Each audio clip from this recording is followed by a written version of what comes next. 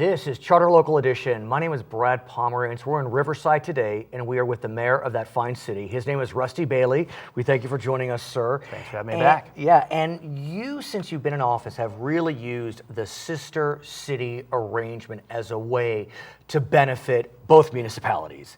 And I want to start with a recent trip you took to China. There is a sister city there, Xiamen. You were there in March of 2014. And as part of the delegation, there was a Chinese company called Solarmax. That's right. Tell us about how they became part of the delegation and how that led to more business coming to Riverside. Sure. Well, one of the most important roles of the mayor is to be a bridge, right? Outside of our city, especially when you have 9 sister cities, right?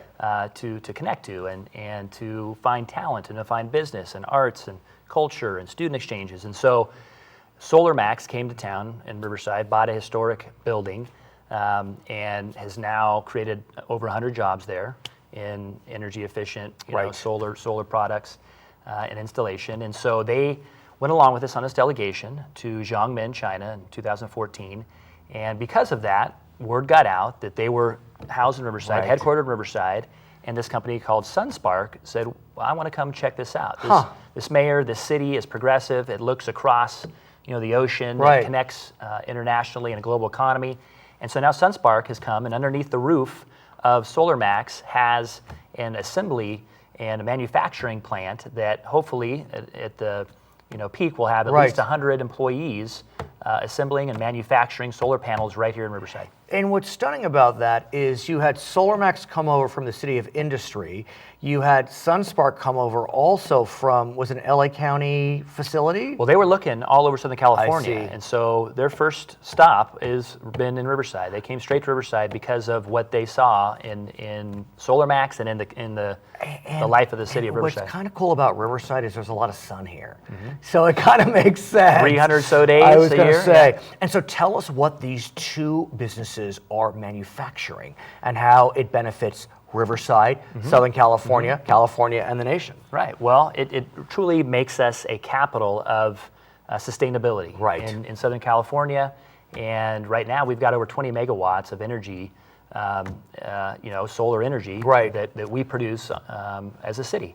And that's because of businesses like SolarMax and SunSpark that see us and want to take the opportunity and connect to the households, and so they're putting up solar panels across Southern California, but especially in Riverside. Oh, is that true? But are they focused on the Inland Empire, or are they also exporting, if I may use that term, to Nevada? They're focused on Inland Empire. They're see. installing, SolarMax is predominantly installing these solar panels, and SunSpark is creating, making them, manufacturing them, assembling them right here, and ultimately in Riverside when they get up and running. So how do you continue to build momentum in the solar industry? How do you create the catalytic consequence you've started to create with SolarMax and SunSpark? Well, you keep visiting, the sister cities that we have. We have one in Germany, Erlangen. And I want to talk about that. Siemens is headquartered there, their medical division, right? And now at their School of Medicine in UCR, we need to continue to foster that relationship and see if we can do the same thing we've done in China in Germany, and bringing back some of those companies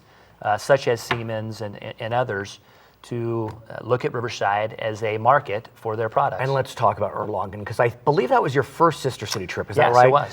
And I understand it was very successful. And the timing was pretty good, because as you mentioned, right around that time, I believe UC Riverside Medical School got its approval to open, its accreditation.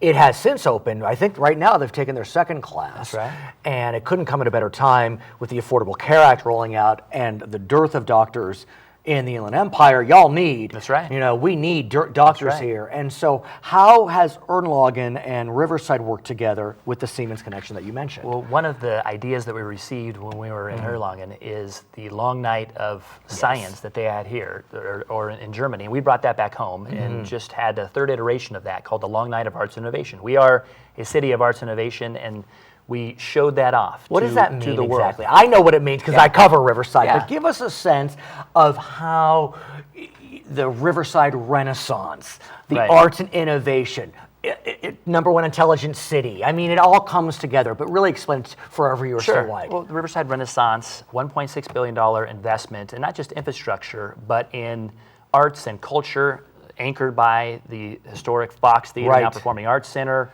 the downtown mall, libraries, and convention center. Convention center now that renovation. Is turning a profit, and so all of that gave that concoction allowed us to tell that story, and people are coming to Riverside like no other time. Right. We have more tourism, we have more companies looking at us. We have a development in downtown, a housing development for the first time in I think over 10 years. So and entitlements potentially of up to 400 dwelling units in the next 2 years. So we have an urban lifestyle in downtown because of this renaissance, and that allows us to be able to attract companies and young people, millennials, Right. that want an urban downtown lifestyle where they can walk to work and walk to the amenities, the bars, the restaurants, the nightclubs. Live Nation runs the historic Right. Fox Performing Arts Center and Municipal Auditorium. And so the Long Night truly showcases and brings all of the arts and innovation from the universities across the city, from the school districts, from the private sector. Again, Bournes and Solar Max and Siemens were all there that night, Right. showing off their A-team talent, their latest and greatest presentations. And the city turned out. Over 10,000 people came. Wow. Families with their kids to show off careers potentially in the STEM fields and in the arts. Right. And so creativity abounds in Riverside. So how do you work that magic and convince these college students, these students from not only UCR but Cal Baptist, La Sierra, even Cal State San Bernardino, Right. to stay in the Inland Empire? Right. Because in the final analysis, UCR Medical School has been trying to work a model whereby they accept people that will stay in the Inland Empire. They accept natives. How do you work that magic? Well, it's all about a job, right? And we have University Avenue that has space available. And so any investor that comes to Riverside, I take them on a tour. I drive them down University and say, this should be the innovation corridor for the Inland Empire, for Inland Southern California. And in Riverside, right now we have 250,000 square feet of dirt, former redevelopment property the city Right. owns, that we would like to see built up into student housing, affordable hopefully for the students of UCR, into biotech companies that can Right. connect to the UCR School of Medicine and the new doctors that are coming out of Sure. there. So we're hoping that students at UCR could walk down University Avenue with their resumes and have a choice of employers to become employed and stay in Riverside. And that begs the question, you mentioned redevelopment, and Riverside was one of those cities that was perceived to have used redevelopment effectively.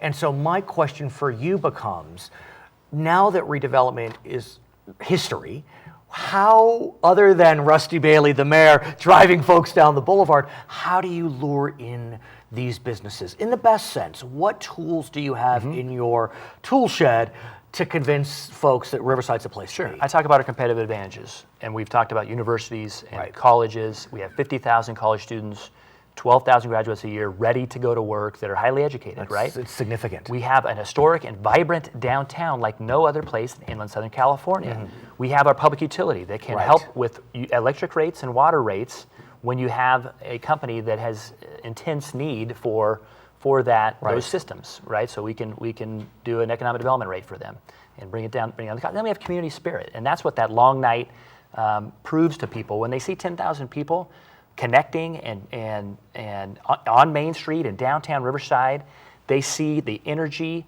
and the enthusiasm of our city, and I think that people respond to that. Success breeds success. We have a lot of success in Riverside, and business is going great. We're open for business at the global scale in Riverside. His name is Rusty Bailey. He is the mayor of the beautiful city of Riverside, California in the Inland Empire. My name is Brad Pomerance. We thank you for joining us on Charter Local Edition.